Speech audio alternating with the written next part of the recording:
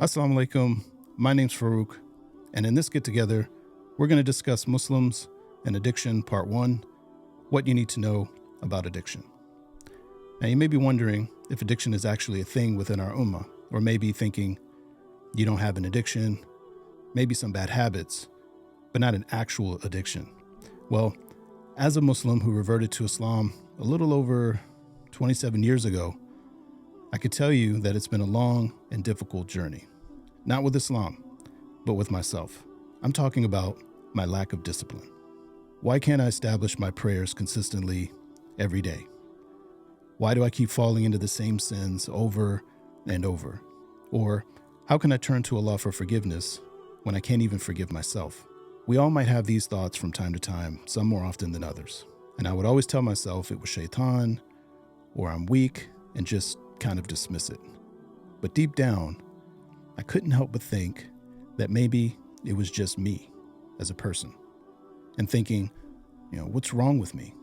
Then, after decades of personal development, deep diving into the Deen and myself as a human being, I found that it is me, but not entirely me.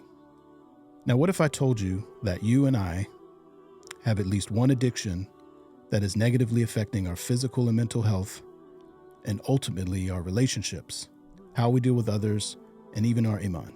And what if I told you that we all have a molecule in our brain that mimics our nafs and physically rewires our brain, essentially setting us up to fail? And finally, what if I can show a connection between addiction, that molecule, and shaitan? May Allah reward you for being curious. Let's tie our camel. Millions of people worldwide are unknowingly submitting to addiction, which ultimately lowers the quality of our lives, and we as Muslims are no exception. Now, you might hear the word addiction, and illicit drugs might come to mind, like alcohol, cannabis, or even a type of opioid. And that's because we've been conditioned to associate the word addiction through an extreme lens, while most of us deal with one or more serious addictions without even knowing it. I say more serious because they kind of fly under the radar, disguised as bad habits, genetics, or even bad luck. So to identify and understand our addictions, we need to know what addiction truly is. As we go through this series, it's important to actively internalize the information and treat it almost as a workshop, noting down anything that stands out to you so that you can reflect on it later, inshallah. So, what is addiction? Dr. Anna Lemke, a psychiatrist from Stanford, defines addiction as a state in which a person engages in a compulsive behavior or uses a substance despite negative consequences. And so this behavior or substance use becomes the person's main priority, negatively affecting their relationships, work, or other areas of life. And again, this is usually because we don't even know we're addicted to said behaviors or substance, which is often conflated with a bad habit. We'll compare these differences between an addiction and a habit soon, inshallah. Now, Dr. Gabor Mate, in his book, In the Realm of Hungry Ghosts, defines symptoms of addiction as follows: compulsive engagement with the behavior, a preoccupation with it, so what you find yourself doing often; impaired control over the behavior, you're unable or find it difficult to avoid the behavior; a persistence or relapse despite evidence of harm. This especially holds true if you're aware that you're harming yourself physically and or mentally, or harming others physically or mentally or emotionally, and you continue to persist or relapse. And finally, a dissatisfaction, irritability, or intense craving when the object, be it a drug, activity, or another goal, is not immediately available, or what many of us, especially the youth, like to call boredom.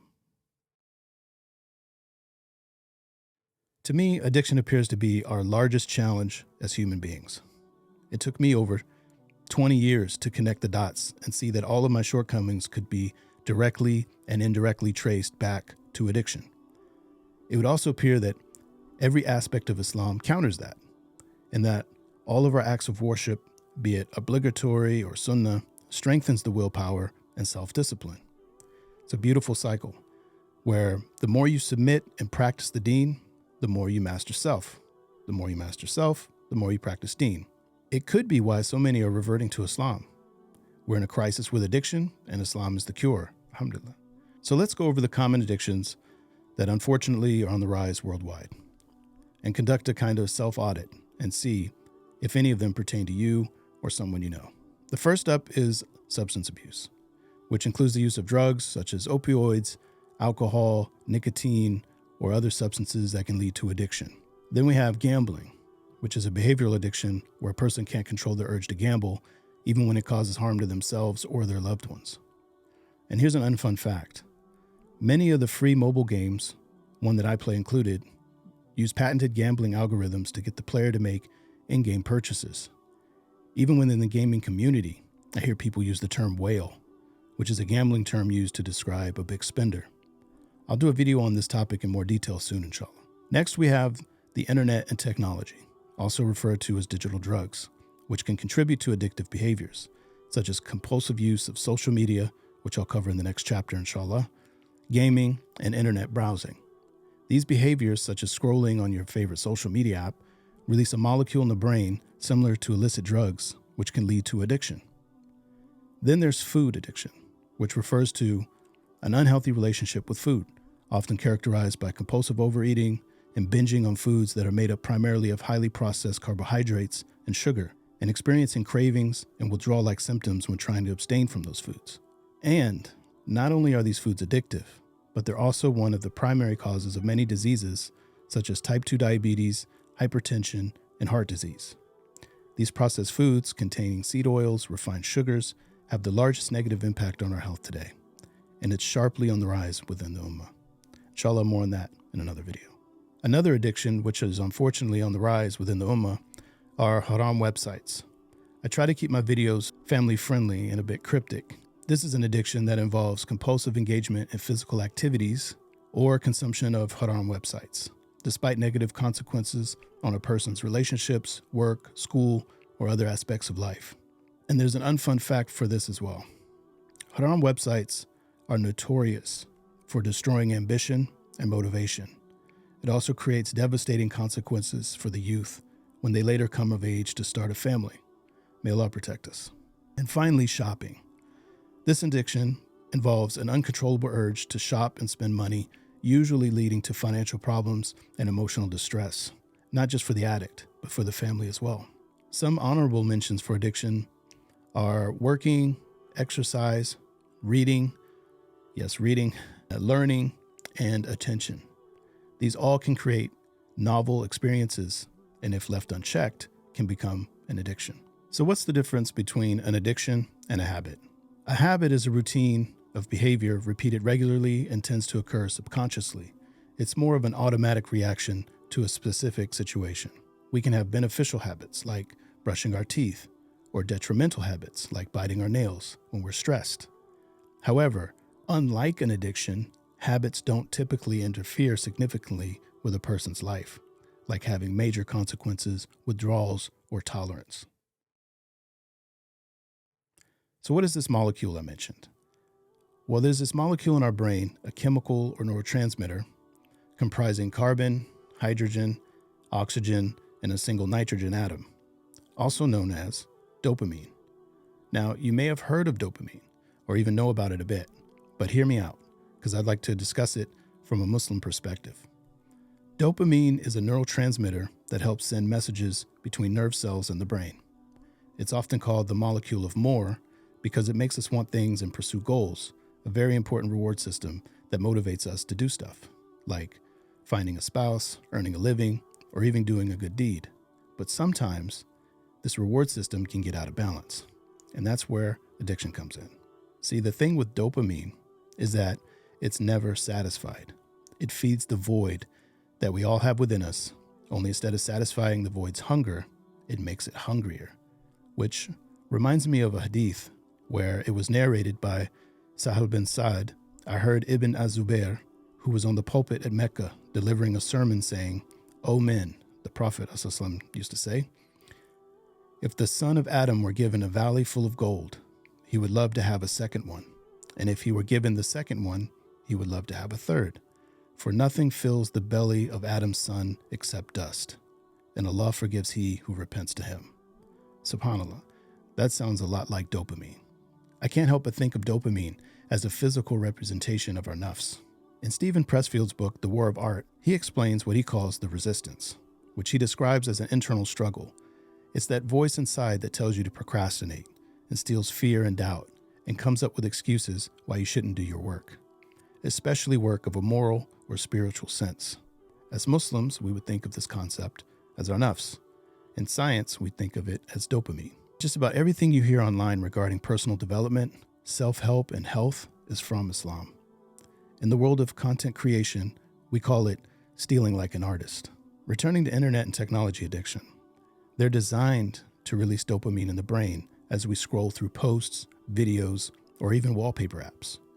That constant context switching from one post to another releases dopamine as we anticipate a reward. It's like a slot machine, roulette table, or even bingo. That waiting for the result fires dopamine. This concept's also known as prediction error. Now let's compare dopamine and our nafs, kind of a side-by-side comparison.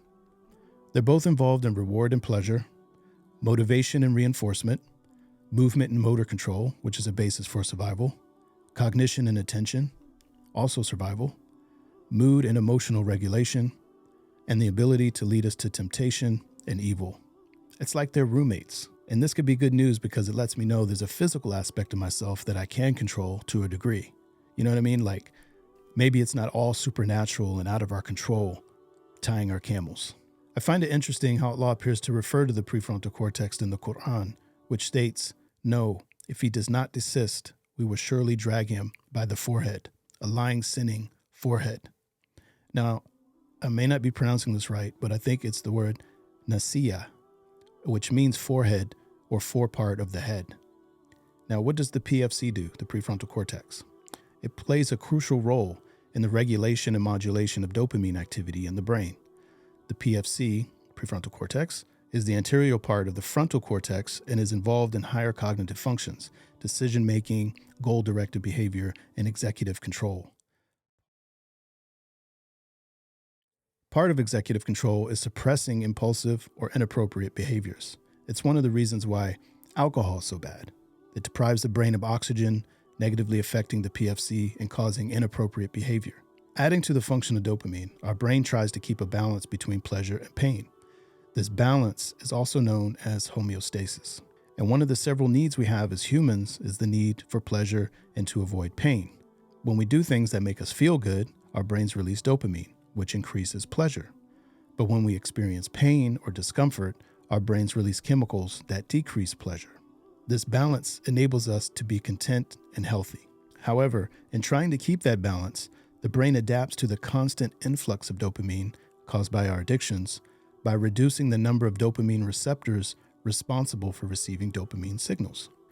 Imagine the dopamine molecule as a little spaceship, and in order to deliver its effect, it needs a landing pad. If the number of landing pads is too high, causing an imbalance, the brain will start removing the landing pads so that the spaceships can't land. There are also other dopamine chemicals that will send the spaceships back to where they came from or the originating cell.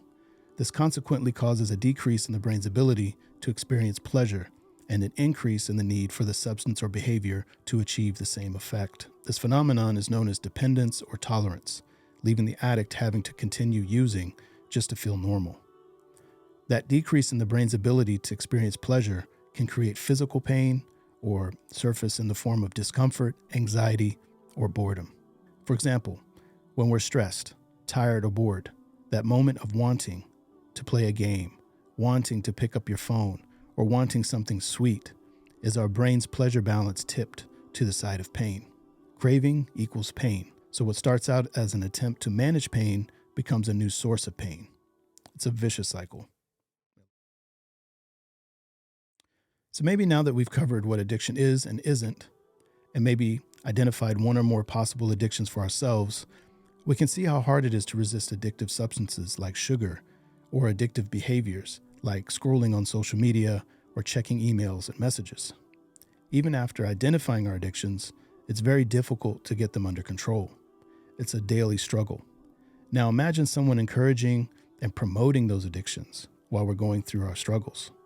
Well, we don't have to imagine that someone. We know that such a creation exists, Shaitan. The shayateen are constantly whispering to us, adding to the side of pain on our pain and pleasure scale, and reminding us of our addictive behaviors to spike dopamine. They know our inclinations and dopamine triggers, and then drive those dopamine-producing actions and behavior forward with just a whisper. Yes, we're created weak, but not deficient. We're supposed to have weakness in our armor.